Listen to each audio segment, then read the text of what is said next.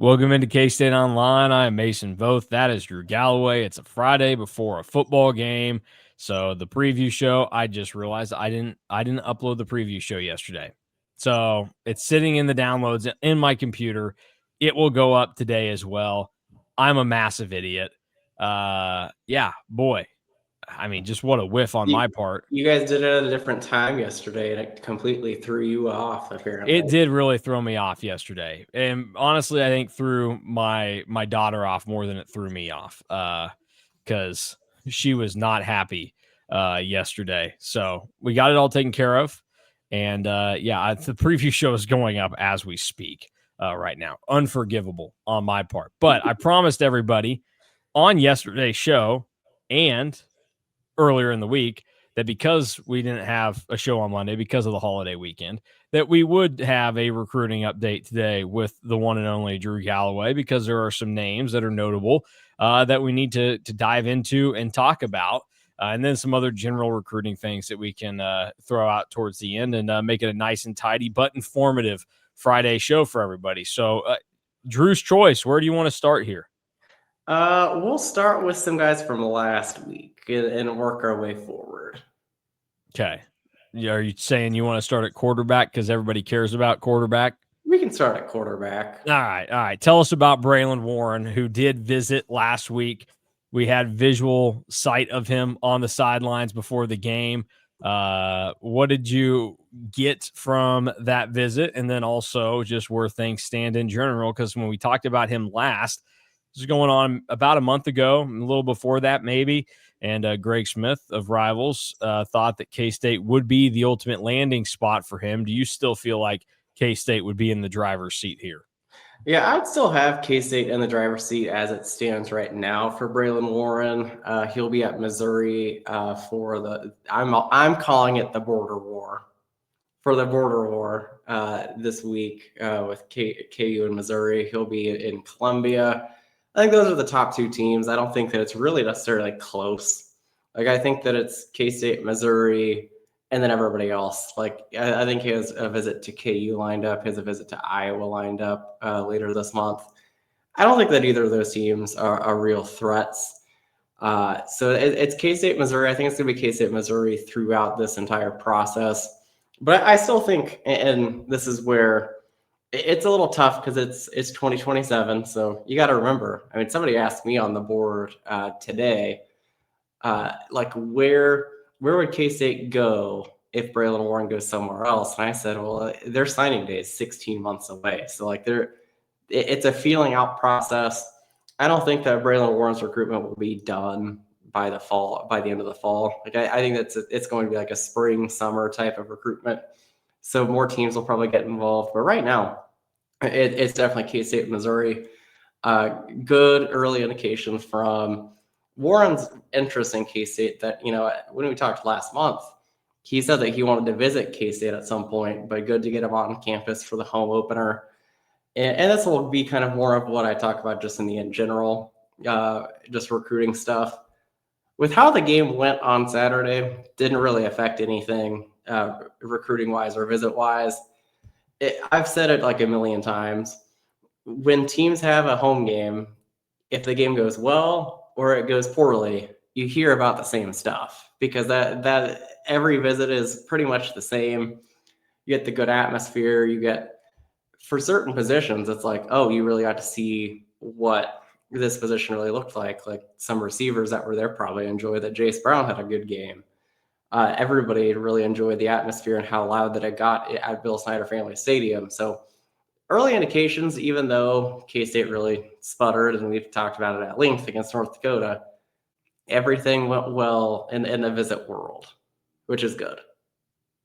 Yeah, I think it is always good for you to remind people that when a team loses when a visit is going on, or, you have a disappointing performance against a team that's not very good, it generally does not have a serious impact on the recruits at all. I mean, KU won like 2 games and had Jamar Chase committed. I know he decommitted and obviously went to LSU, but like he was committed to KU after they were just horrible. And had him on campus for a game day visit the season that they were horrible. Like it kind of goes like if everything was based on how games went, like 90% of recruits would go to like 2% of the schools. Like that's just kind of how it goes. Yeah, it's this is not like playing the NCAA video game and you're going to get dinged because you lose at home to Army or something. Like Yes. these guys don't care. And ultimately, it would be the thing that would have a greater impact would be, you talk about receivers for so long. It's like, oh, why would these guys want to come play at K-State?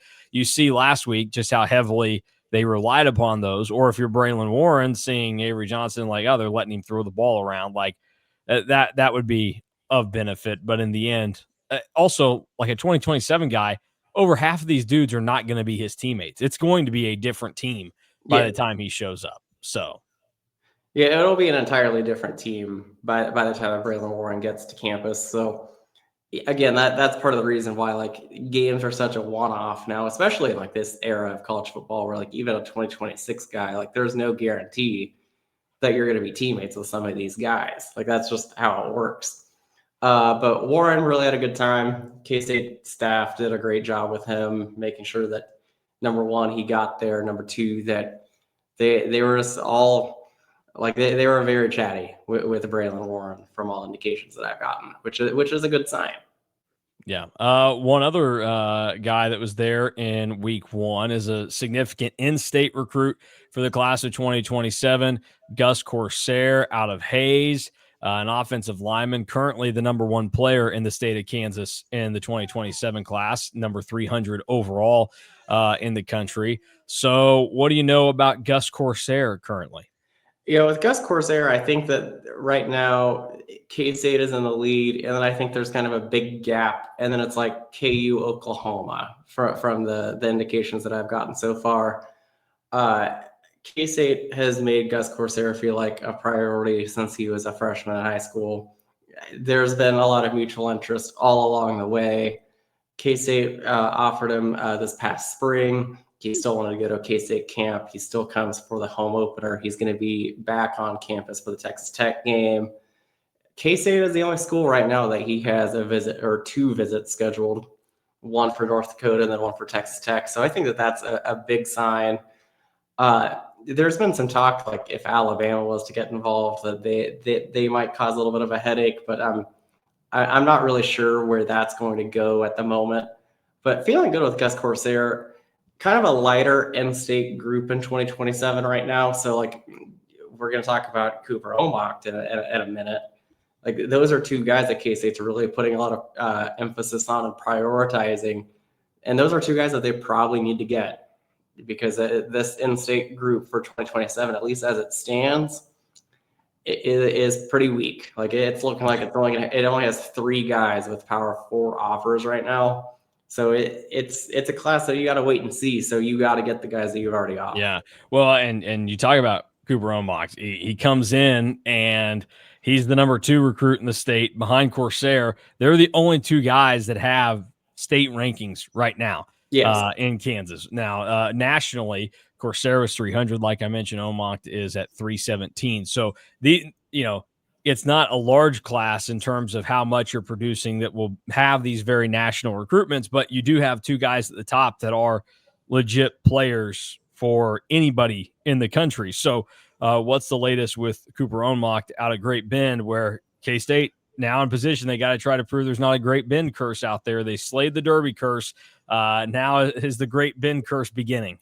Cooper Omacht right now still only has offers from Iowa State and KU, which is or Iowa State and K-State, which is insane to me because he's already visited KU a couple times. He camped at KU. They didn't offer. I think that once his season begins, which, first day of Kansas high school football is tonight. I think that he's somebody that could really see his offer sheet grow and grow and grow.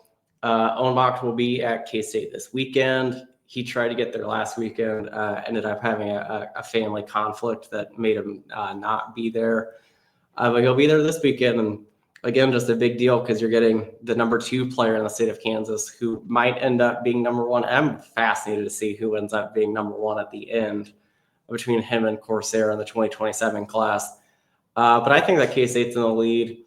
If I was to place a futures bet today, I would say that Cooper Onmacht is K-State's first 2027 commit. I don't know when that is, but I just feel like with how this recruitment has played out, K-State has been on him the longest. They wanted to see him camp before they offered. Plot twist, Iowa State wanted to see him camp even though they offered him because they didn't know what position that they wanted to play him at. I think that he's probably a safety in the long run, but this is one that it's really trending that it's going to go K-State's way. I just don't really know when exactly. But I think that if you're composing a list of all the guys that have offers from K-State, he makes the most sense to be the first one to jump in the boat. So you're number one. You mentioned, some of the stuff will be determined with this recruitment when the season begins, which is tonight, at home against McPherson. So look, very, very unbiased journalists here, but good luck to Cooper and the Panthers. I hope they get the job done in a mighty big way this evening. You talk though about when you think he could be the first commit of the 2027 class in terms of looking back over the last few years when that first commitment of the class has happened. To let people know you could wait a while. LaMarcus Barber was the first one of this class. He didn't commit until April of this year of the 2026 class, which is later than most years. Like Dylan Duff was first in 25, and that was in January. February. Yeah, but still. 24 was Gus Hawkins, and that was in November. Yeah. 23, I think, was Camden Beebe. And I think that was in December or January. It was very early. Yeah, as well. Camden Beebe was January 31st. So like there are instances where it happens in the fall. There's sometimes where you wait a little bit longer and it happens in the spring. This one I think could be near the end of the fall, kind of end of the winter, but I don't have like a set time for it. And I think that some of it just kind of depends on who else gets involved here, because there are teams that I know are kind of like waiting on seeing a little bit of senior film from Onmacht before really going, or junior film on Onmacht before going in. All right, so we've talked about some 2027s. That's in the distance. Something that is much more immediate would be a 2026 class member that K-State has had their eyes on for a little bit, but he had been committed to Cal until a couple of days ago, and that would be Mason Lewis, a corner out of Arizona. He made the announcement earlier this week that he is no longer going to be a member of the Golden Bears class. So how likely is it that K-State swoops in and gets the job done with Mason Lewis? I think that it's definitely possible. K-State has been talking to Mason Lewis really all throughout last year, throughout this year. Lewis commits to Cal. K-State doesn't stop. And he even posted that some graphics from K-State on his Instagram story, which I thought was kind of wild at the time when he was still committed to Cal. So you kind of see that. You see that like when Mason Lewis committed to Cal, this was one where I said that it wasn't going to be over, and that the team that won out for Lewis initially was probably in the most disadvantaged spot because other teams are going to swoop in, and it's a lot harder to play defense than it is to play offense at some points during our recruitment. And Lewis was somebody that after every visit kind of felt blown away by that team, that they ended up being his number one team. I know that he told me after he visited K-State that K-State was his number one by far. Then he visited Minnesota and said the same thing to them. And then he ends up committing to Cal. So at some point, he's going to really focus in and pick a school and then sign with that school. K-State, Vanderbilt are probably the two teams to really know. I know that North Carolina is involved now, so I imagine he probably visits North Carolina. But I think that K-State's going to really work to get Mason Lewis back on campus because he's somebody that their staff really, really likes.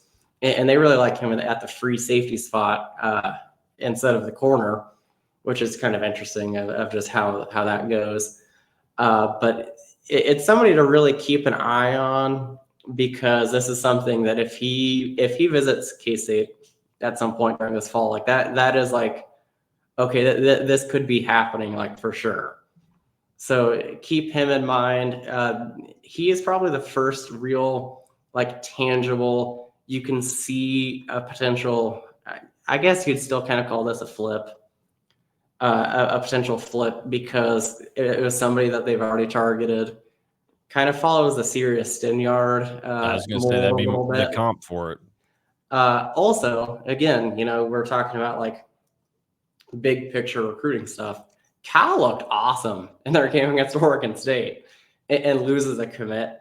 And then, you hear all the good things that K-State's had since they've started a little bit slow. So it really does. And you just mentioned that he might visit North Carolina, and they had one of the worst opening weekends you could imagine. Yes. So like it really does go to show that the actual games are kind of like a one-off blip, but like what the coaching staffs do throughout the recruiting process is a lot more important.